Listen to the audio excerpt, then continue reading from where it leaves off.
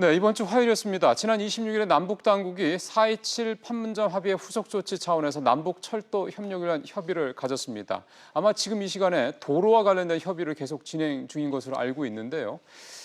지난 26일 날 협의에서 다음 달 말에 양측, 특히 이제 북한 쪽에 대한 공동조사에 나서기로 했다는 등의 몇 가지 합의 사항도 나오기도 했습니다. 먼저 준비된 그림부터 여러분들한테 소개를 좀 해드리겠습니다. 한번 보시죠. 지금 보시는 이 그림은 벌써 10년도 넘은 옛날 얘기가 됩니다. 이게 이제 참여정부 때 우리 그때 경의선이 서로 연결이 됐었죠. 그때 이제 북한 측에서 이제 남쪽 문산역으로 기차가 들어오는 모습을 잠깐 보여드린 장면입니다. 문산 봉동간 화물 열차 운행이다 이렇게 앞에 저런 표시까지 되어 있는데요.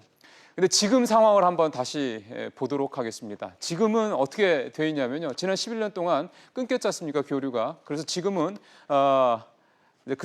그 그림이 아직 안 나오는데요. 지금은 이제 중단이 되어 있기 때문에 철길이 끊어져 있죠. 이 그림이 아닌데 어쨌든 그림은 이제 안 보셔도 되고요. 그럼 이제 이 끊어진 철길이 이제 언제쯤 이제 이어져서 흔히 말하는 남북을 횡단하는 그런 날이 오게 될까요? 모처럼 말해 남북 관계의 봄날이 찾아온 요즘에 이 남북 철도 연결 사업에 대한 기대감도 커지고 있습니다.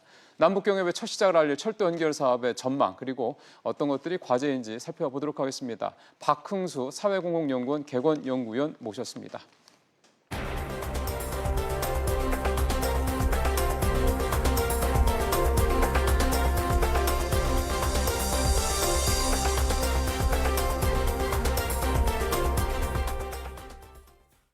네, 안녕하세요.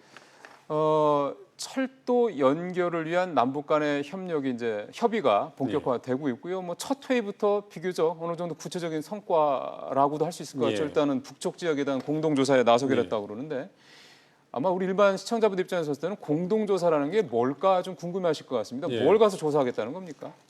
그 철도 연결 사업은 남북 정상회담에서 제일 과제로 서로 합의했고요. 두 정상 간에.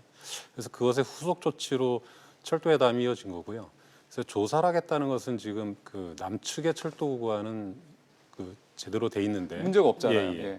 그러면 이제 연결해서 북으로 달릴 열차가 달려야 될 어떤 선로 시설, 신호 체계, 이런 전력 사정 이런 것들을 종합적으로 조사를 해서 말하자면 이제 진단을 하는 거죠. 진단을 해야 거기에 따른 처방이 나오는 거 아니겠습니까? 그래서 과연 그 철도 연결 사업을 해서 단기적으로 빨리 시급히 개선해야 될 부분이 뭐고 중장기적으로는 또 어떤 게 필요한가 이런 것들을 종합적으로 보기 위해서 남북 조사를 공동으로 하기로 한 거죠. 지난번 4.27 판문점 공동선언의 합의문에도 경의선, 동해선 두 선이 이름이 명시적으로 들어가 있지 않습니까? 들어가 있습니다. 아까 저희가 VCR로 잠깐 보여드렸던 그 화면은 11년 전이긴 합니다만 경의선이 해당되는 걸 테고 지금 경의선은 그렇다고 보면은 북쪽 지역 이번에 가서 공동조사를 하겠습니다만은 지금은 이제 남북 한계선에서 딱 가로막히는 상황이지만 그것만 열리면은 지금도 기차가 갈 수 있는 거 아닙니까?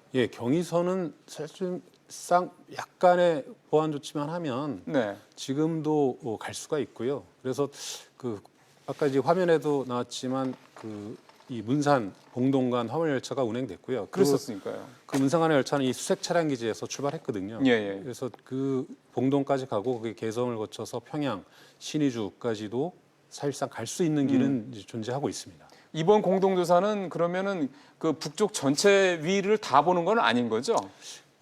일단 경의선 조사기 때문에 사실 그 평양에서 신의주까지는 지금도 국제 열차가 다니고 있습니다. 그럼 거기는 볼 필요 없는 거고. 다니고 있고 그리고 평양 개성간 또 이제 개성에서 남측 구간까지 조사를 해서 가능하면 빠른 시일 안에 부정기 열차라도 평양행 열차를 운행할 수 있는 어떤 조건을 만들려고 하는 게 아닌가 이렇게 보여집니다.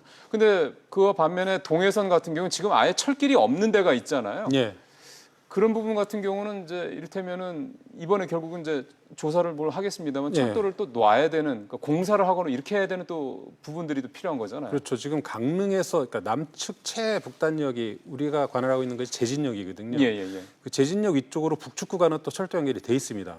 그래서 그 원산, 금강산, 나진까지 다 연결이 돼 있는 거고요. 거기는 지금 북한에서 이미 지금 운행이 되고 있는 데들이고요. 그래서 지난번에 풍계리 핵실험장 예, 예, 폐기 때 그 원산에서 그 외신 기자들과 한국 기자들이 열차를 타고 13시간 걸려서 갔거든요. 그때 이미 예. 한번 이용해 봤군요. 예.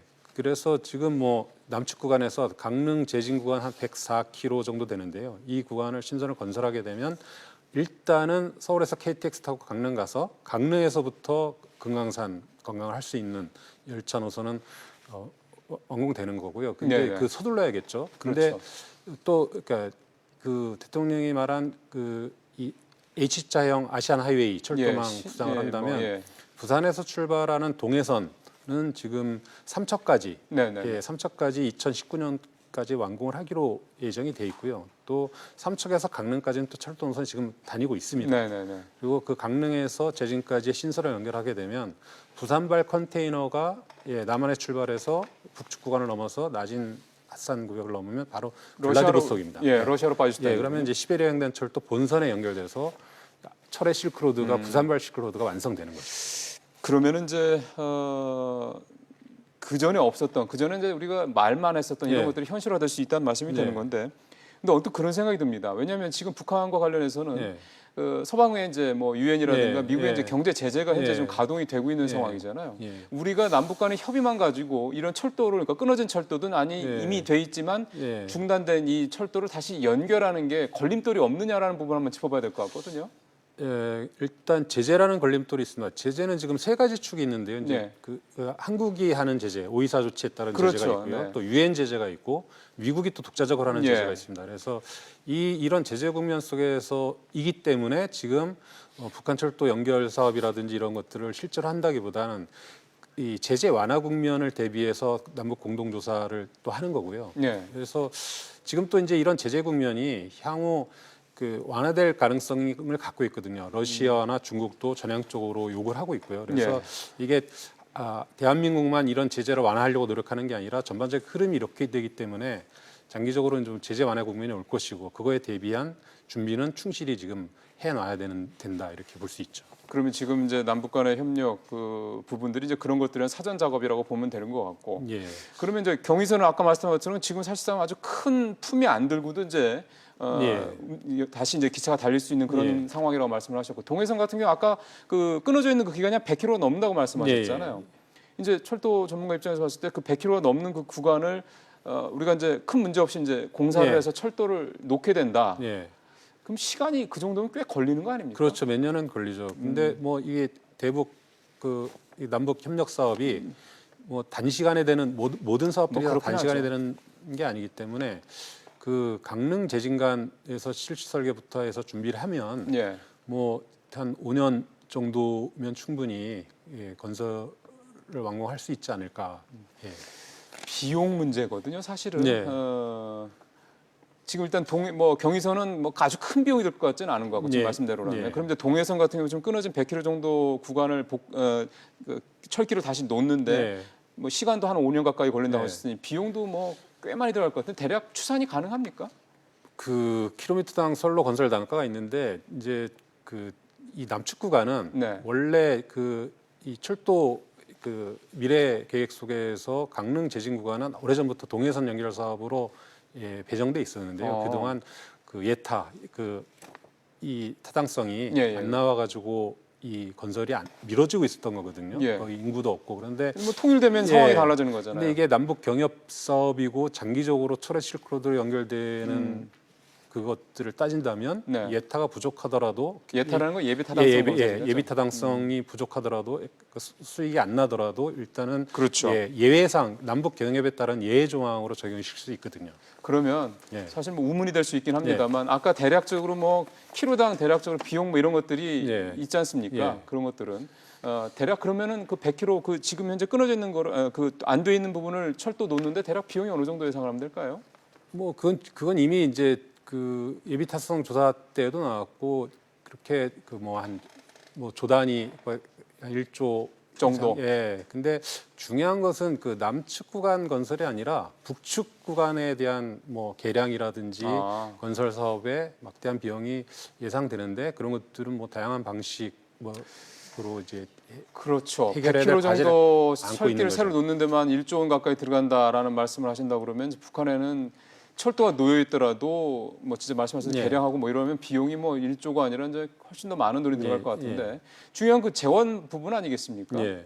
지금 남북협력기금에서 그런 예를 들어서 지금 당장 그 예. 강릉과 제진 구간 그 기찻길이 없는 그 구간을 들어가는데 1조 정도 들어간다면 그 비용 정도는 남북협력기금에서 꺼냈을 수 있는 건가요? 뭐 강릉 제진 구간은 국가 철도망 계획에 의해서 국가 예산을 넣을 수 있다는 국가 거군요. 예산을 할 수 있는 부분이고요. 이제 북한 철도 개량 사업에 남북 그 경협 기금이 소요될 수 있을 거라고 보여집니다. 지금 남북협력기금이 어느 정도나 됩니까? 그건 제가 정확히 제가 그거는 좀 질문을 좀 적절하게 않게 드렸네요. 그러면 기본적으로 지금 현재 기찻길이 아예 없는 강릉에서 제진까지는 이제 지금 정부 예산으로 이제 잡혀 있던 거니까 이제 깔면 되는 거고. 그럼 이제 그 이후에 이제 북한 쪽에 이제 철도를 뭐 개량한다든가 뭐 철로를 새로 논다든가 뭐 이런 부분들에 대해서는 이제 결국 남북협력기금에는 뭔가 새로운 차원의 재원 마련이 필요할 거라고 보는데 이 기찻길이라는 거는 이 간격이 있잖아요. 폭이 있지 않습니까? 괴간이라고 하죠.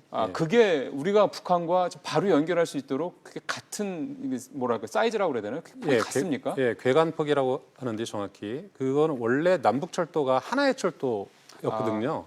조선철도였기 때문에 궤도폭은 똑같습니다. 똑같고 또 중국까지도 폭이 같기 때문에 지금 평양에서 베이징까지도 그 선로 교체 없이 차량 교체 없이 직통 운행을 하고 있고요. 그래서 남북 철도 연결은 궤도 문제는 이미 이제 극복한 상태다. 그러면은 그것도 굉장히 큰 부분 하나가 해결이 됐다고 봐야 되는 건데 그 예전에 이 뭐 일제 시대 때라고 그랬죠. 이 경의선 이런 게 놓여진 게 일제 시대 때니까 그때는 이를테면 서울이나 뭐 부산이나 뭐 목포나 이런 데서 기차를 타고 뭐 서울과 평양 이런 데 거쳐서 뭐 신의주라든가 뭐 원산 이런 데 다 갔었다는 거 아닙니까? 그렇죠. 이제 서울역은 국제역이었고요. 뭐 그 송기정 선수가 베를린 올림픽에 금메달 땄을 때 경성역에서 국채선 열차를 타고 하얼빈 가서 그 시베리아 횡단철 치타에 가서 시베리아 횡단철도 연결됐고요.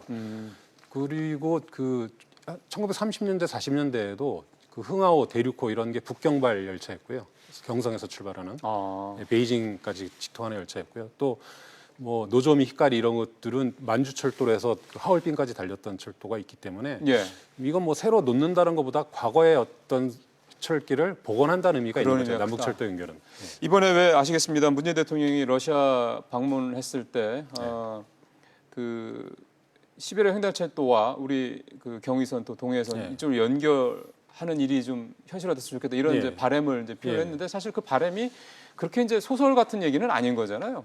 그 장기적으로 동해선은 시간이 걸리겠지만 경의선 연결 같은 경우는 뭐 북한의 선로 상태가 굉장히 낙후돼 있기 때문에 초기에는 굉장히 저속으로 달려야만 될 겁니다. 그런데 저속으로 가더라도 시간이 좀 걸리더라도 남북철도 연결을 통해서 우리가 국경을 눈높이로 넘을 수 있는 길이 사실 지금 그리 멀지 않은 것으로 추정되죠. 그러면 말씀하신 대로 경의선이 먼저 개통된다는 전제하에 경의선이 개통이 되면 그 경의선을 타고 우리가 기찻길로만 갈 수 있는 데가 이제 어디가 연결되는 겁니까? 이미 그 40년대도 경성에서 출발하는 그 파리행 노선이 있었고요. 파리까지 가는 게 있었다고요? 파리행 노선이 있었고 그래서 지금 이제 서울역에서 출발한다면 그 경의선 넘으면 바로 단둥이거든요. 단둥에서 북쪽으로 올라가면은 만주리가 나오고요. 만주리가 바로 그 중국과 러시아 국경입니다. 거기서 만주리에서 위쪽으로 올라가면 치타가 나오는데 이게 시베리아 본선과 연결되고요. 치타라는 건 러시아 땅입니까? 치타. 그 만주리를 넘으면 바로 러시아 땅이고요. 그래서 치타에서 시베리아 횡단철도가 연결된 접속이 되는데 거기서부터 이르쿠츠크, 모스크바 거쳐서 베를린, 파리까지 연결되는 또 모스크바에서 국제 열차가 다니거든요.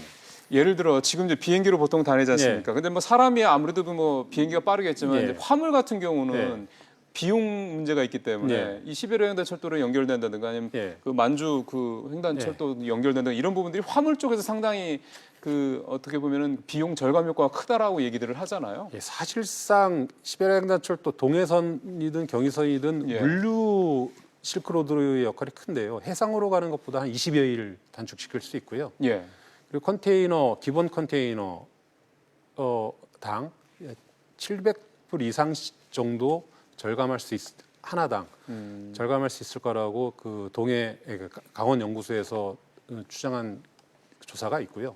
또 실질적으로 해상으로 가게 되면 뭐 해적 문제라든지 뭐 글쎄요. 기후 문제라든지 이런 것들의 어떤 제한이 많이 받는데 철도로에 연결되면 대량 수송을 할 수 있으면서도 시간과 비용을 절감할 수 있어서 물류에 굉장히 큰 어떤 혁신을 가져올 수 있는 길이 이 바로 철의 실크로드가 되는 거죠. 어찌 보면 우리가 이 아시아권에서의 네. 그 물류의 허브 역할을 할 수 있는 기회가 올 수도 있다. 그렇죠. 부산항이나 인천항, 평택항이 글쎄요. 아시아 물류 그 실크로드의 그 철의 실크로드의 출발점이 되면서 홍콩이나 이런 데서도 배로 가는 것보다는 부산항이나 인천항 그러니까요. 와가지고 시베리아 횡단철도나 중국 횡단철도 예. 이용하는 게 훨씬 유리한 조건이 되는 거죠. 그러니까요. 뭐 태풍이라든가 예. 이런 기후 같은 거 이런 자연재해, 뭐 예. 천재지변 이런 거에 대한 가능성도 훨씬 더 줄일 예, 수가 예. 있는 거고요. 알겠습니다. 사실은 뭐 아직까지 저희가 뭐 구체적인 얘기를 할 수는 없는 상황입니다만 지금 말씀만 들어봐도 조금만 예. 뭐 상황이 풀리고만 해도 예. 뭐 이를테면 우리가 서울에서 기차를 타고 평양을 거쳐서 예. 뭐 중국도 가고 러시아도 예. 갈 수 있는 이런 상황이 아주 그렇게 비현실적이고 아주 그렇게 먼 얘기만은 아닐 수 있겠다고 봐도 되겠군요. 그렇죠. 예. 네, 알겠습니다. 박홍수 의원님 말씀 잘 들었습니다. 고맙습니다. 네, 고맙습니다.